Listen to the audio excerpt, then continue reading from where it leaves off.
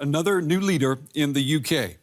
Britain's third prime minister in a year of political chaos is now promising a new era of stability. Former finance minister Rishi Sunak today gained the backing of his Conservative Party to win the leadership of that party. His predecessor, Liz Truss, she had to stand down when financial markets rejected her economic plans. Sunak's first task will be to restore confidence in the UK government's finances. Rishi Sunak receives a warm welcome. He's cheered and greeted at the Conservative Party headquarters. Sunak will take over the top job from Liz Truss, who quit just after a few weeks in office. But Sunak faces tough challenges, such as tackling soaring energy and food prices and a deep political crisis. He will be the third Prime Minister this year.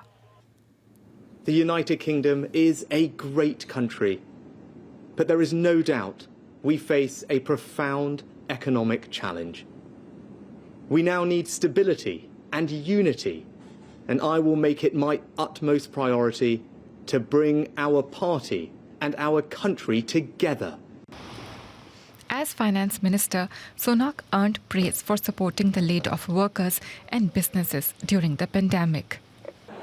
But as one of the wealthiest politicians in the UK, he has also been criticised for his lavish lifestyle, especially at a time when ordinary people are struggling. But Sunak's victory is also historic. He is the first British Prime Minister of South Asian origin. He's also the first Hindu to become the country's leader and the youngest the UK has seen in 200 years. Well, for more now, I'm joined by Nicholas Allen. He's a professor of politics at the Royal Holloway University in London. It's good to have you on the program with us. Let me ask you, considering what we've seen in these past few months, is there reason to believe tonight that Rishi Sunak will be UK Prime Minister for longer than 45 days? I think there's a good chance that he will last longer than Liz Truss. It's almost impossible for him not to last longer. I think the likelihood of him inflicting economic catastrophe on himself, I don't think that's going to happen. So the self-inflicted problems that Liz Truss brought upon herself that ended her premiership, that's not going to happen. And the other thing that Sunak has to his advantage is I think the MPs in the Conservative Party just know they are now in the last chance saloon, and they'll give him a little bit of a ride, a little bit of an easy passage, at least to start with. So I think he should be on course to last a bit longer than Truss. You know, only 7 weeks ago, Britain's Conservatives, they chose Liz Truss over Rishi Sunak. And yet, at the time that he lost that race, he was warning that this mini budget, which we know Truss proposed, could have dire consequences, and that is exactly what happened. He could have said today, "I told you so," but he did not.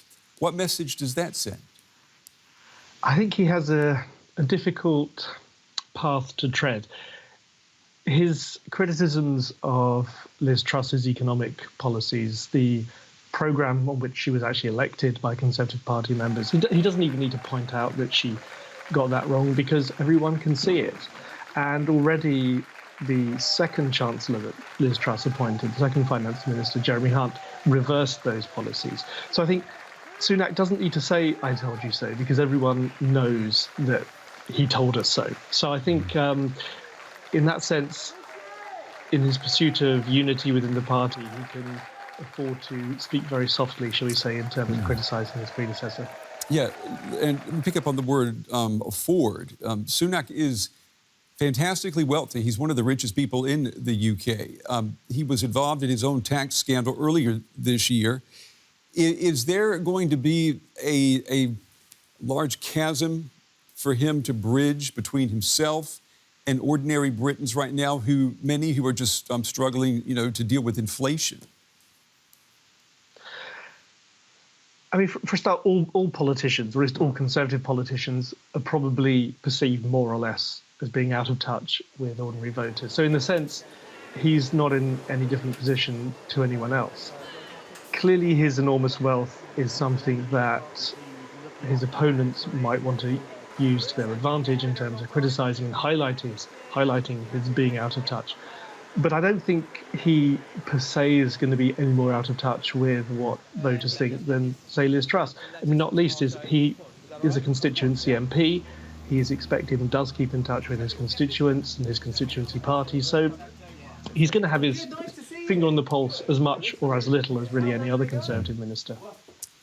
Nicholas Allen, Professor of Politics at the Royal Holloway University of London. We appreciate your time and your insights tonight. Thank you. Thanks. Well, for more now, I'm joined by Roger Casala. He's a former member of Parliament for the Labour Party in the UK. He now lives in Italy. Roger, it's good to have you back on the program. It's good to see you again. Let me ask you about what's happened here. We've had 3 UK prime ministers in less than 2 months' time. We've had, I think, 4 finance ministers in 4 or 5 months. I mean, it's been said this week that British politics now looks a lot like Italian politics. You live in Italy now. What do you say about your home country from your vantage point? Well, good evening, great to see you. Yeah, it looks like old-style Italian politics, but new-style Italian politics seems to be much more stable. So you say 4 finance ministers, 3 prime ministers. Don't forget, Britain has also had 2 monarchs in the last 2 months, and it's had the mother of all financial crises. And it's a very unusually volatile time for all of British institutions at the moment, and I think that's phased people. It's very unusual, and politics is not like bungee jumping. You know, I think sometimes people think from the outside that's what it can look like. You march your leaders up to the top of the platform and throw them off again and see what happens. But of course, people don't want that happening with their lives, and I think that from the point of view of the public, from the citizens of the UK, it's a worrying time. It's an anxious time, very, very unstable. And they want their political leaders and they want the political system to get a grip. I want to ask you about the incoming government's legitimacy.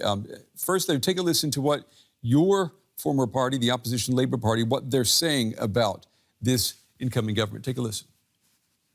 Everybody who I've spoken to, the public, have said we should be having a general election. There is no mandate now. The Conservatives have completely broken their promises, broke our economy, and now they want to see a general election. They can't just keep doling out prime ministers every month because they're in total chaos and they've lost control of the market and haven't got any ideas of how they're going to tackle the cost of living that people are facing.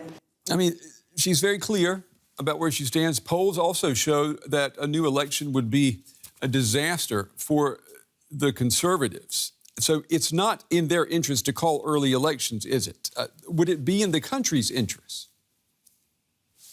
Well, remember that when Gordon Brown took over from Tony Blair, there was not a general election.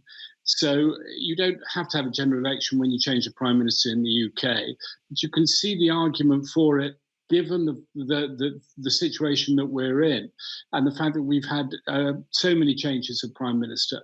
But the Conservatives still have a big majority in the House of Commons, and they're not going to go to the polls and call an early election when the polls put Labour so far ahead. And the problem that Rishi Sunak has is not just about his legitimacy, his political legitimacy. It's also about the credibility of the Conservatives, and that's what he wants to re-establish first. The Conservatives' economic credibility, its reputation for being competent with the economy, has been completely shattered, and Rishi Sunak will try to rebuild that. But in rebuilding that, I think there is a danger for him in that. He will espouse very difficult economic measures, and that will bring further unpopularity. So I think what will happen is that he will continue through to 2024, and then probably the next occupant of Downing Street will be the leader of the Labour Party, Keir Starmer, because they're unpopular at the moment, and the policies that Rishi Sunak will have to adopt to re-establish the credibility and to make the economy work will be unpopular.